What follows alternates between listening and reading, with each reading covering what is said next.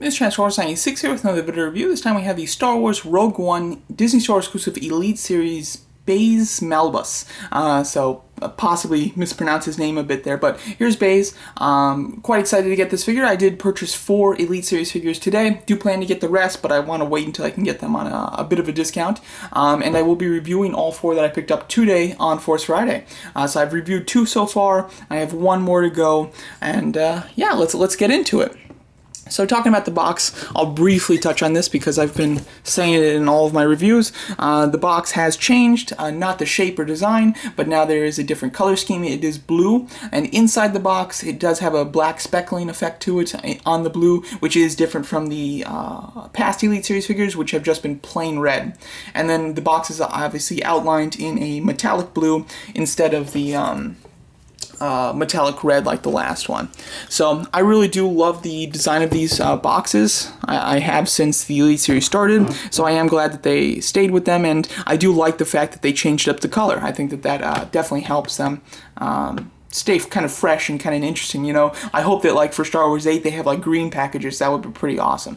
So let's get on to Baze here. This is one character that don't know a whole lot about in the movie. The actor, you know, at the Star Wars Celebration didn't explain too much about his character due to a lack of he had difficulties speaking English, and he did unfortunately spoil a big thing about Rogue One. I definitely won't say it in this video though, but he didn't say too much about his character other than he doesn't he's really skeptical and doesn't believe in the Force, and he did talk about his weapon a bit, so that is quite nice. And as you can see, he has quite an interesting looking weapon. I'll be touching on that soon though. Let's get on to the actual figure. The face sculpt, I actually really like. I think that this face sculpt is really good. Now, the Elite Series is known for having not great human face sculpts, but this one looks really nice. Now, we obviously don't have a Black Series figure to compare this one to, so possibly when Black Series finally makes them, then I'll be like, okay, this one's not too good. But for now, without having a direct comparison, this looks like a solid face sculpt. I actually really like it a lot. I think that there's a lot of good detail in there as far as sculpting-wise, and then they did an excellent job painting it. He has a nice kind of a light-skinned original coat, and then in like the forehead and the cheeks has a bit of a darker shade of skin tone, which I think looks really nice, makes him look very natural, and I like it a lot. That's something that I really don't see on the other Elite Series figures, or at least the ones that I have so far, so that is quite good. And then the hair, of course, has some excellent detail in it, and it's obviously sculpted really nicely. And then the beard itself is pretty nice. If there's anywhere where he isn't great,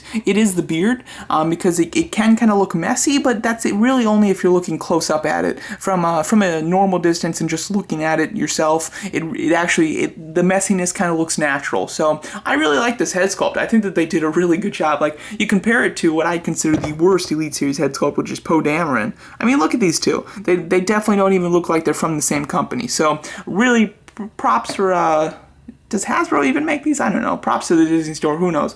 Props to them for doing just a really solid job on this head sculpt. The Donnie Yen character's head sculpt looks pretty nice too, but this one I would say is the best out of the 2 of them.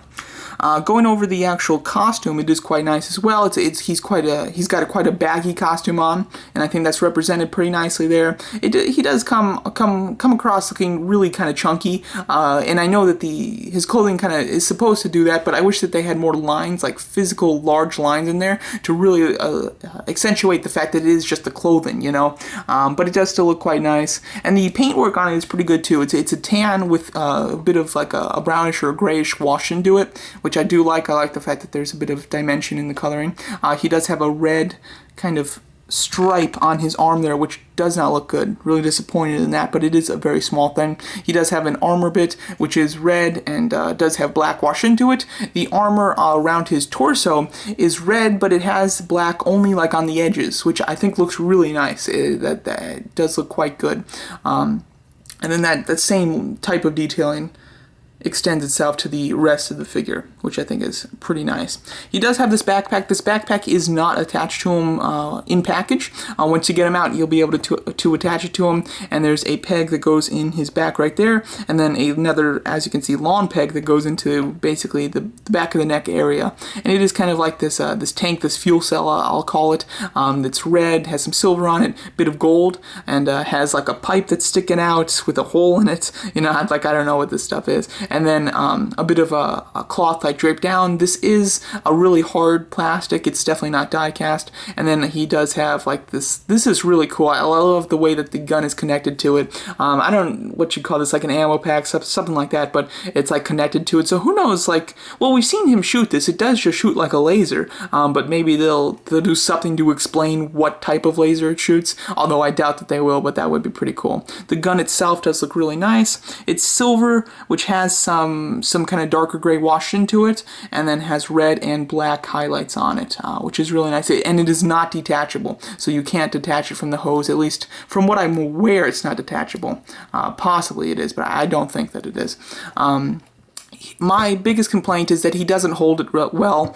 The way that his hand is sculpted, if you put it in his hand, it does nothing. Well, actually, it kind of stays there, but that's mainly just because the hose is not allowing it to fall, but it really doesn't stay well. The way that I have him hold it is basically just kind of like this. I just kind of jam it in an area where he's kind of just holding like the bottom of it. Considering it's a big gun, I can kind of get away with that, and it does look pretty decent, you know.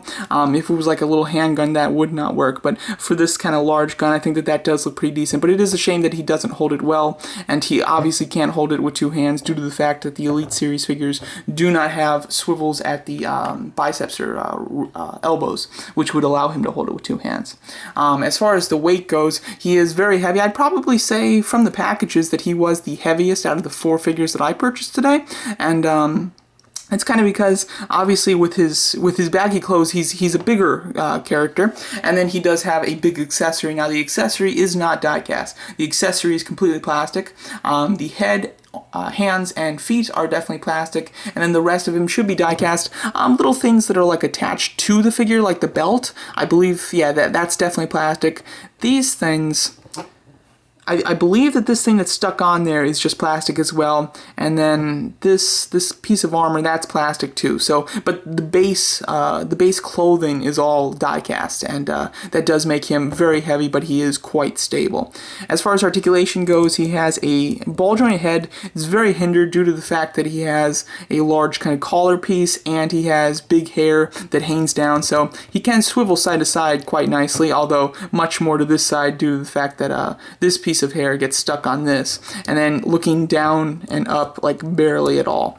Then he has ball hinge shoulders, which work quite nicely. Definitely works a lot better on this side. This side actually still does work because this is a softer plastic, so it does allow it to move out a decent amount. Hinges at the elbows. The elbows, they're kind of strange, at least on this side, and this piece fell off, but on this side, the arms kind of curve in, but it doesn't look too bad. Like, the Death Trooper has the same type of thing, but it does look pretty bad on him. But on this guy, it doesn't look bad, which I'm pretty happy with. He has a swivel at the waist, ball jointed thighs, which go up the slightest bit and then go out just a little bit as well. I have hinges at the elbows, about a full 90 degrees, and then hinge swivel ankles. I don't know if I mentioned it, but also he has a wrist swivel as well. So articulation is standard for the Elite Series, a little below standard though when it comes to the thigh area. He's pretty hindered at the thighs, which is definitely a shame.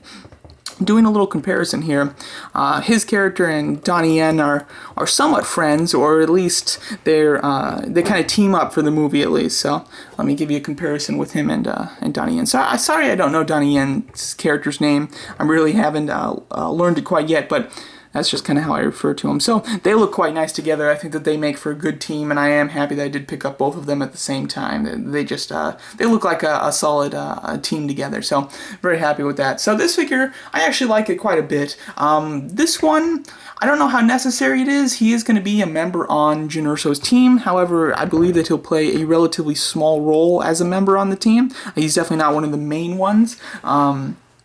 I think that if you are going to get Donnie Yen's character, this is definitely going to be a great companion piece. And if you don't really have an alternative at the moment for a Black Series, no Black Series figure has been shown even in the future. So you know, like they haven't shown one that's going to be coming up later for him, so you might have to wait quite a bit of time to get into a Black Series version of him, so this might be a good hold me over type of figure. I do like it quite a bit. Obviously with a human character, a lot of people are kind of put off by the fact that the human characters are die-cast. I like it, I don't seem to mind it, but I do know that a lot of people do prefer just to get the armored and droid characters in the Elite Series. But I think that this one is quite nice, definitely one that I really liked that I picked up today, and I would recommend it to anybody who's a fan of the character or thinks that they're going to be a fan of the character. So there you go, that's my video review of the Star Wars Rogue One Elite Series Baze figure. Thanks so much for watching, and let me know what you guys think of this figure.